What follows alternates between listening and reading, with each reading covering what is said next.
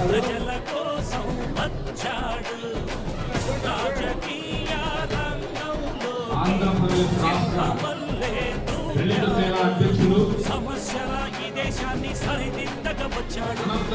మండలం లోకానికి శ్రీకారం చుడతాడు అన్యాయాలను చూసే నేతాజీలా వచ్చాడు గాంధీజీ సంవత్సరాల క్రితం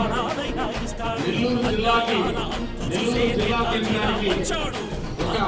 చీఫ్ ఉద్యోగిగా వచ్చి భారతీయ జనతా పార్టీలో జిల్లా దళిత మోర్చా అధ్యక్షుడిగా పనిచేసి